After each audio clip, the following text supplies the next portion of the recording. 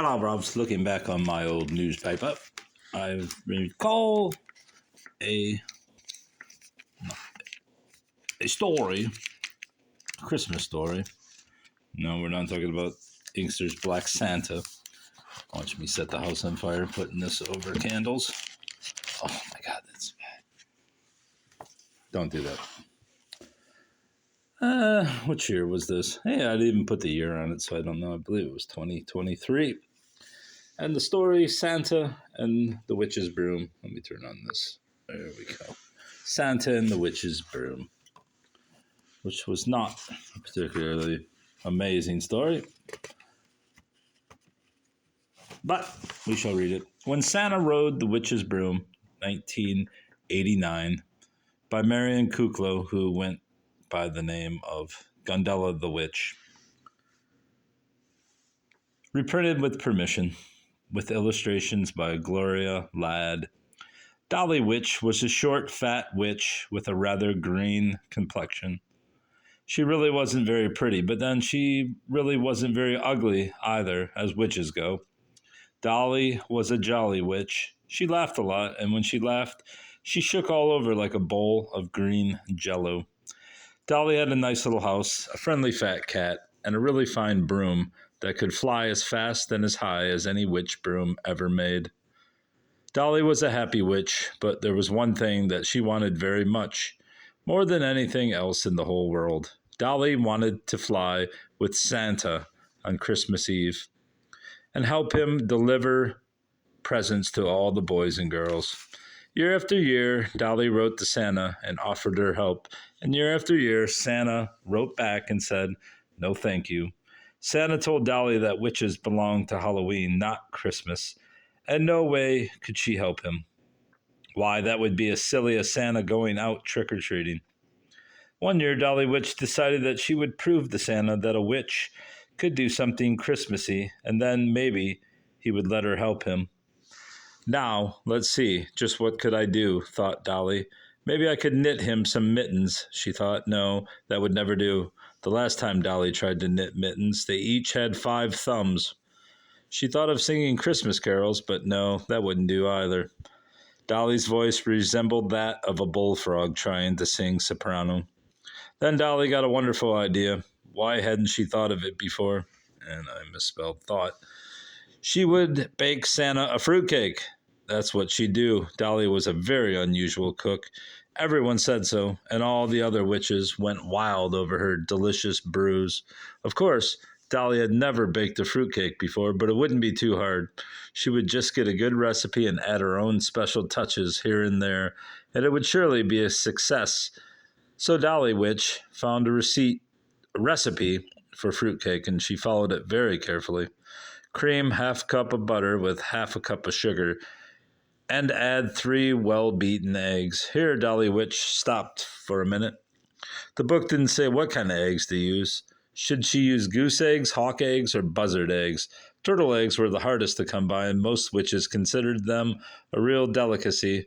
Dolly just happened to have some on hand, so she used those. 1½ cups of flour, half a teaspoon baking powder, half a cup of cherry juice. Dolly stopped again and thought a minute. She didn't have any cherry juice. What could she use instead? Why, raven's blood, of course. That was just the thing. Oh, this would be a special cake. Where it called for a little bit of this, Dolly threw in a bit of that. Instead of raisins, she used yew berries, and instead of pineapple, she used chopped earthworms. She added a little hassock, some thistle leaves, a pound of crab's eyes, some snake root, and a few other of her favorite delicacies to the batter. After the cake was baked, she glazed it all over with horehound and decorated it with ivy leaves and bright red holly. It was beautiful. Dolly wrapped it up in Christmas paper, and carrying it oh so carefully, she climbed on her broom and flew to the North Pole to deliver the cake to Santa. She landed with a swish right into a snowbank, but luckily the cake wasn't hurt a bit. Dolly Witch was very proud as she jingled the sleigh bells that hung on Santa's door. Santa Claus himself came to answer the door. He was quite surprised to see a witch standing there, but then he remembered all the letters he had received from Dolly Witch in the past. He greeted her in a friendly way, but he told her just what he had said in his letters. Witches, even green ones, belong to Halloween, not Christmas. But Santa, said Dolly, I baked you a Christmas fruitcake. I know when you eat it, you'll see that witches can do Christmas type things, and then you will want me to help you deliver the presents.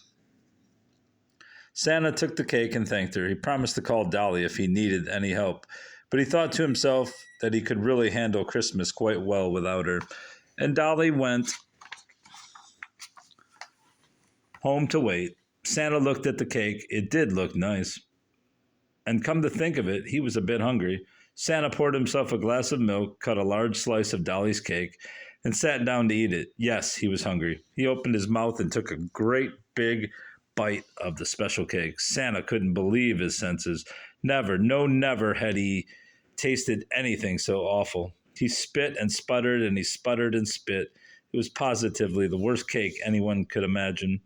He walked to the door, opened it, and threw the cake out into the snow. Out in the yard, Santa's reindeers were waiting for him to come out and hitch up the sleigh. When Santa threw out the cake, they thought it was a treat for them, and they all rushed over and tasted it.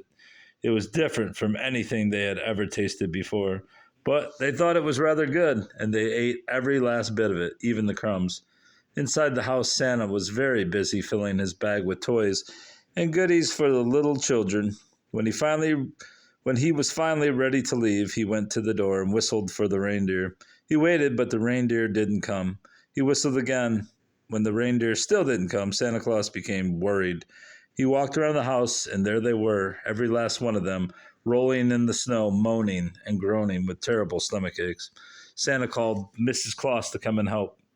She made peppermint tea for the reindeer and put them all to bed where they belonged. Dolly Witch's cake had made them far too sick to be flying tonight, even if it was Christmas Eve. Christmas Eve, cried Santa. Christmas Eve, and I have no reindeer to pull my sleigh. How can I deliver all the presents to the boys and girls? Mrs. Claus had never seen Santa so angry. That Dolly Witch, he shouted, I wish you were here right now. I'd give her a piece of my mind. Now, of course, you know Santa is magical. Voo? Just like witches, and when he said, I wish he were here right now, Dolly Witch got the message and knew that he wanted her. Swish, Dolly landed right in front of Santa. She was smiling a jolly, happy smile because Dolly thought Santa had called her to help him. When she learned that Santa was angry and that her cake had made his reindeer sick, poor Dolly Witch began to cry. Oh, Santa, I'm so sorry, she wailed. Oh, those poor reindeer and those poor, poor boys and girls who won't find any presents under their tree in the morning. Then Santa got an idea. Dolly Witch, she said, tell me, when I wished for you, how did you get here so fast? Why? I flew on my broom, of course, answered Dolly. Let me see that broom, said Santa. Do you think it would hold both of us? Both of us and a bag of toys, too, she laughed. Santa and Dolly climbed onto the broom and flew off to deliver the presents. So Dolly Witch finally got her wish, and at last she was helping Santa. That night, as they slept in their beds, some people heard the strange pair laughing as they placed the presents under the tree and filled the children's stockings. Some may have thought Santa's ho-ho-ho sounded more like ha-ha-ha, but no one ever knew for sure about the night Santa flew on the witch's broom.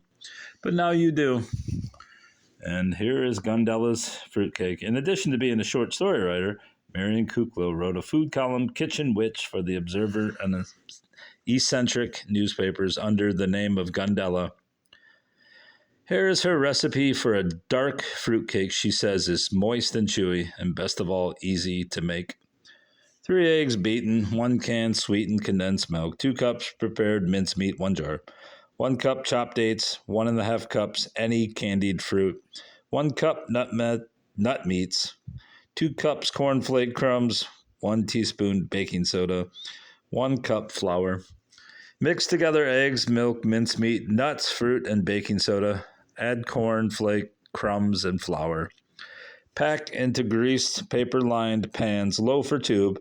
I use non-stick cooking spray instead of grease and paper, but bake at 300 degrees for what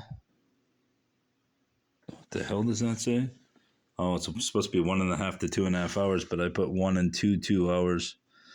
Depending on the size of the pans, glaze top, bottom, and all sides with corn syrup, thinned with a few drops of water. Use a pastry brush. Cool, wrap, store. And as such, a little witch, a good witch, that is, made some of these wonderful fruitcakes about 2 years ago. Yeah, this is the third year, right? So that must have been from 2022. Yeah. So yeah, I think this is the third straight year she has made them, and they are delectable, bruv. Goodbye. I will do a review next because I know you can't wait for my review.